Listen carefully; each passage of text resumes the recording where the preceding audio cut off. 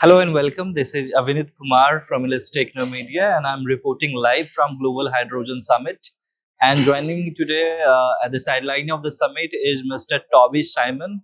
He's founder and he is president Synergia Group. Welcome, sir, and thank you for taking out your time to be with us.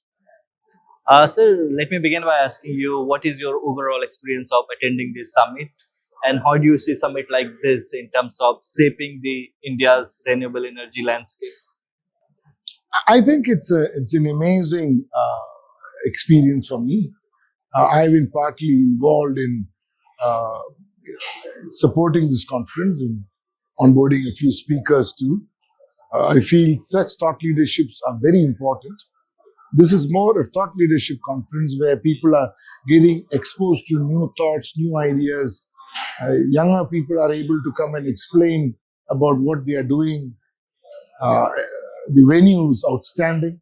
The quality is brilliant.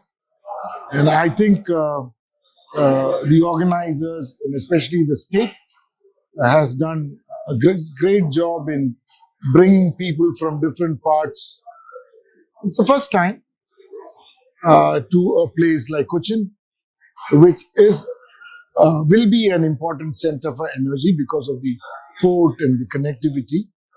So I think answering your question, it's a brilliant conference. And sir, what is Synergia Group all about, and what is its offering in terms of renewable and green hydrogen? Yeah.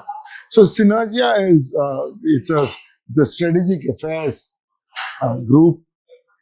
We are about 38 years old, and we have been working in geo security, techno-diplomacy for many years. Our ambit is to look at the deeper technologies that are playing.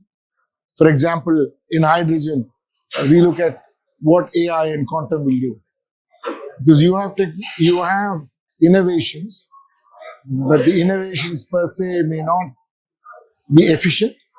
So how do you make it more efficient? The second part of what we do is how do you secure them? So whatever you do today, your business, your life, your assets, your technology, they are vulnerable to many things, including cyber, your grid security. So how do you look at ring fencing your security? So most of our work is around that.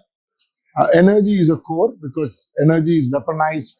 So in most of the discussions we have, we feel that you cannot develop a national strategy without having a good compass on energy.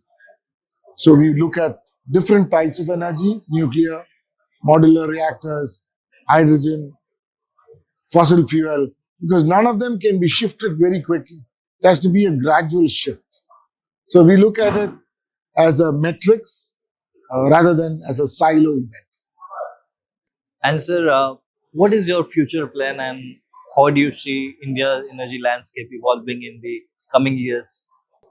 I think India has laid out a fairly robust energy plan, which is good, uh, but it doesn't. It's not so easy. There are many challenges, especially the road from now when we are moving away from fossil fuels to uh, renewables.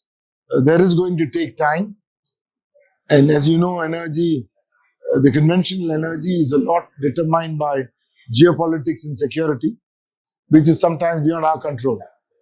So we are vulnerable in this transition gap. The question is, how do we manage it? It's not about us. It's about how other forces, environment play. But I think reasonably we have been mature enough to navigate this difficult terrain, even during the last crisis that could have been there.